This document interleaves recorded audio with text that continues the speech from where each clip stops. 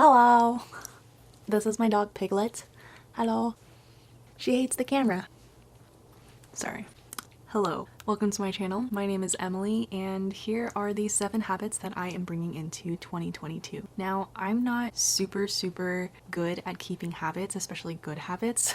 For New Year's resolutions, I tend to have a bad mindset about it, and I usually think in the back of my mind that I will not be able to achieve them, which I usually don't, and that is the wrong mindset. For example, for many years now, I had this New Year's resolution to lose weight. It's been a couple years now. I haven't lost weight. I've actually gained weight, and it's not going super well. I didn't change my mindset for the longest time, and I think I was pretty ignorant about it. My reason why I wanted to work out was not for the right reasons. My mindset in the first place was not correct. Why did I want to lose weight? It's honestly to impress other people, to impress my friends, my coworkers, my crush, my family. Honestly, trying to gain people's approval is just not the right way to go about things. How did I want to lose weight? Honestly, thought that just working out would be the best thing to do, but I didn't cut out any sugar, I didn't eat healthier, I didn't do any of that stuff. I also tried to take supplements, you know, those things that like try to make you lose weight. Yeah, that didn't work. You could see from the get-go, my mindset was not correct in the beginning. If you watch Rowena Tsai's video, she goes into depth on how to set systems. I realized that my system to reaching my goal was not correct. You have to start with your why. Highly recommend watching her video. She mentions a lot of books in there as well, which I want to read. I have not read them yet. I will have her link down below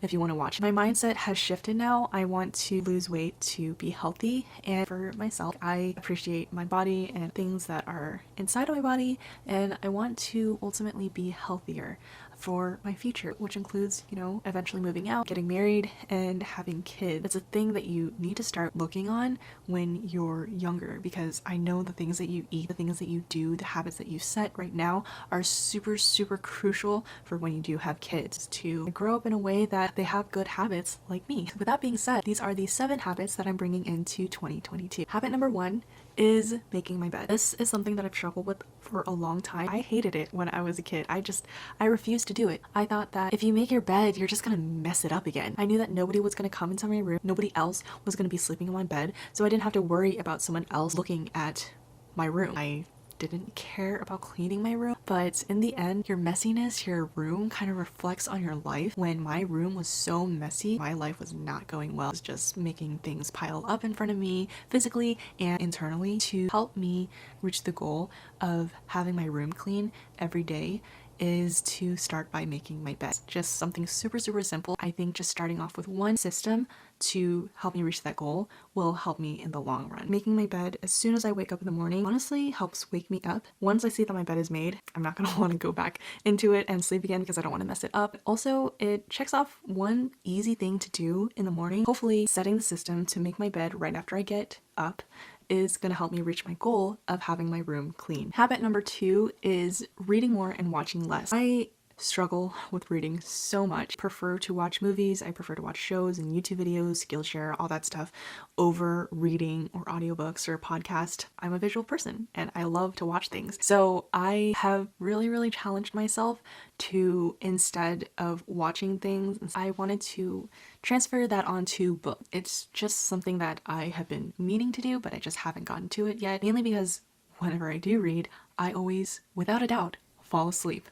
So because I usually end up reading at night. To avoid that, I decided to start reading on my lunch breaks. At the end of last year, my boss actually gave me a book to read. It's called The Outward Mindset by the Arbinger Institute, and it's actually a really great book for anyone, honestly. It's not just for being in a leadership role, really to just have an outward mindset. I haven't finished it yet. It's been a month, but I'm almost done. I think I only have like 50 pages left, and the book is like 180 pages. I don't know. I'm taking it one day at a time. Instead of being on my phone on my lunch break, I decided to eat lunch in my car. Yes, I'm a loner. I'm a weirdo. I wanted to get away from the noise. I usually eat an apple, banana chips. I just read. It's been really helpful. I love having that break in the middle of the day. I learned so much and it brings me into a better mood and a better mindset for the rest of the day. So that is my system that I want to place for this new year, that I've already kind of placed already, and I want to keep the system in place so that I ultimately reach my goal of getting more knowledge and understanding, to avoid technology distractions in my life, be in the moment, still enjoying that quietness.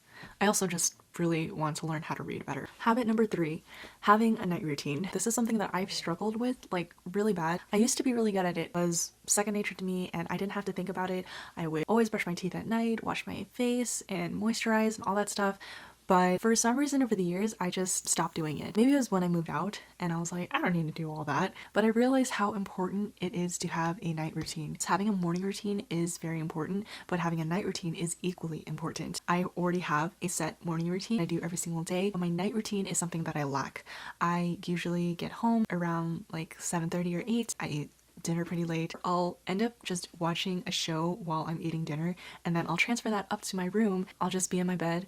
I forget to just wash my face, brush my teeth, and floss and remove my makeup. I hope to change that. I think also having a night routine will help me get into the habit of possibly journaling more or just writing things that I'm grateful for. So hopefully this system of having a night routine will help reach my ultimate goal of being healthy, hygienic, and feel good. Habit number 4 is having less sugar. This is gonna be a hard one for me because I love sugar. I will without a doubt choose a sugary food over a savory food. I think the big thing is that I love sugary drinks. I love coffee, I love tea, I love boba, I love soda. It's gonna be really, really hard, but it's something that I think will help me in the long run. I just feel like I've been ignorant for this whole time because back then, yeah, I could eat sugar like it was no problem and I wouldn't gain weight because my metabolism was fast back then. But now that it's slow, I can't eat that much sugar anymore. Instead of having sugary foods, I'm gonna limit my coffee intake to 1 to 2 times a week. It's gonna be really hard, but I'm thinking about substituting with tea, just water instead. I'm trying to not have that much caffeine as well. I was kind of working on that last year to just not depend on caffeine, so I think I'm doing a pretty good job of that. I don't depend on it anymore. I just like the taste of coffee and I like the taste of like matcha. I will try to have a fruit instead of a dessert. Hopefully this system of eating less sugar, substituting tea over coffee, substituting fruits over dessert will ultimately help me reach my goal of staying healthy. Habit number 5 is kind of a weird one. I think this probably only applies to me, but it's to proofread my messages and emails. I don't know why, but I'm really, really bad at texting and emailing. For some reason, when I'm thinking what I'm texting or emailing, I miss a lot of words. Whenever I send a text and I realize that they're not responding very quickly, I'm like, okay, hold on, let me look at my text and let me see what I actually said. Yeah, I don't know how they understood me. I don't even understand myself. So I really want to work on that this year of rereading my text or messages or emails and proofreading them. It doesn't hurt to reread a message or email twice. So just to make sure that you are sounding professional and also that you are helping the other person understand you, because I know it gets difficult when I am getting a text from someone else and I don't really understand them. I kind of get the gist, but I don't really still understand everything that they're saying. I hope that the system of proofreading my messages and email will ultimately help me reach my goal of just pure professionalism and helping people understand me. Number 6 is move your body. I think that when I was trying to lose weight, I was really only thinking about like what these fitness people do. They just do like leg day, arm day, ab day, shoulders, and like actually just going to the gym. But I get intimidated by that. I don't know how to do all the exercises. I want to take it a little slow this year, and I know that I can walk, do stretches, and I can dance. It's so funny because I was watching Patrice from the Bliss Bean, and it was one of her most recent videos of her week in Spain. She uses the Just Dance app on her phone and she gets her workout in by dancing, and I think that's so clever. I love Just Dance. I love playing that game with my family. Honestly, a real good workout, because at the end of it I'm like literally drenched in sweat. You really get that like energy going, and I think I'm gonna do that a lot more often now. I just downloaded the app and I'm gonna try it tonight. We'll see how it goes. I definitely think that having this system in place will not be so hard on myself, because you know, I get discouraged when I don't stick to a certain system of trying to have leg day every Tuesday or arm day every Wednesday, because I'm a girl, I get my period, and my periods are pretty bad, so I really only feel energized to do those kind of workouts, like maybe 2 weeks out of the month. So that's not a lot, and then the other 2 weeks I'm like suffering. Hopefully, the system of moving my body every day will help me ultimately reach my goal of staying healthy. Last but not least, habit number 7 is planning. I love planning so much. Where have you been all my life? I don't know. I know that in middle school and high school, I did have a planner, and I would literally only fill out the first 2 or 3 months. I love planners. I think I still liked it back then, but I just would not touch it after that. I felt like I didn't have a need for it. I had like a really good memory and everything was in my head and I could get things done in a timely manner, and I mean I was a good student when I was in middle school and high school. I was just like really good at planning my life in my head. But for some reason when I got to college, I was not good at planning. I think because once you go from a middle school and high school, I mean you have a set schedule. You're basically bound to going to school from like, I don't know what the hours, 7 to 3, 8 to 3, I don't know. You're not going home for anything. College is completely different. You have classes sporadically different days, and some days you stay home, so it's not like set in the way of what middle school and high school was like. I did not buy a planner for college. I don't know why I did not. When I bought it in middle school and high school, I just thought that I didn't need it, and that was the worst mistake of my college life.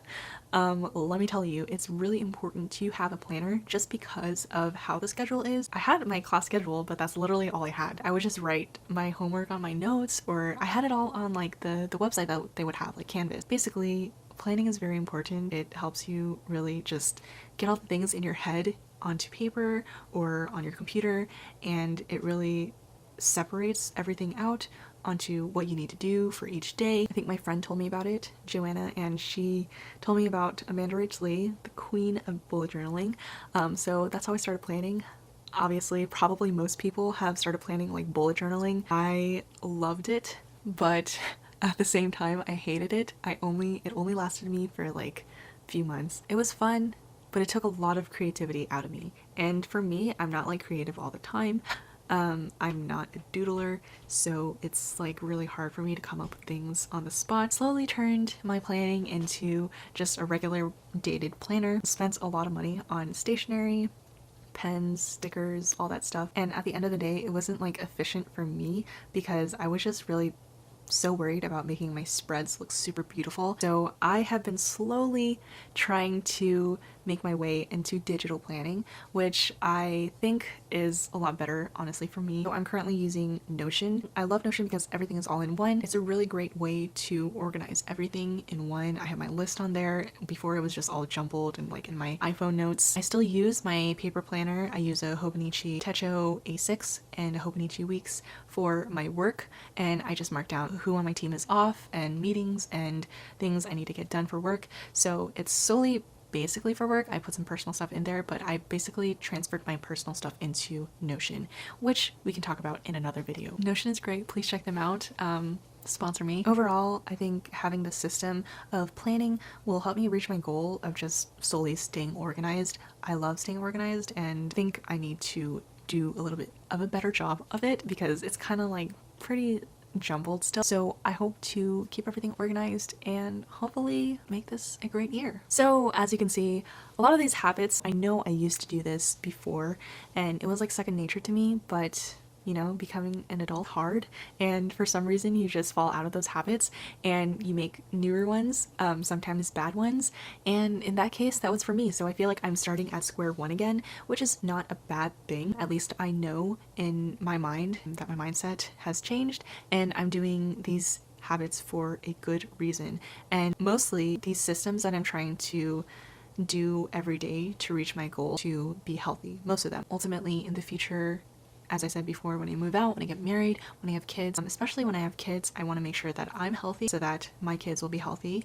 I want to make sure that these habits will transfer on to them so that they will also be doing the things that I have learned over time. I want to try to train my kids in the right way to have good habits. So I hope you guys learned a lot from this video. If you didn't, then you learned something about me. Tell me what habits you guys are going to be bringing into 2022. I know 2022 already started, but I still want to know, and it's not too late to start these good habits and systems to ultimately reach our goal. I hope you guys like this video. Stay tuned for the next one. I hope you guys have a great week. Bye.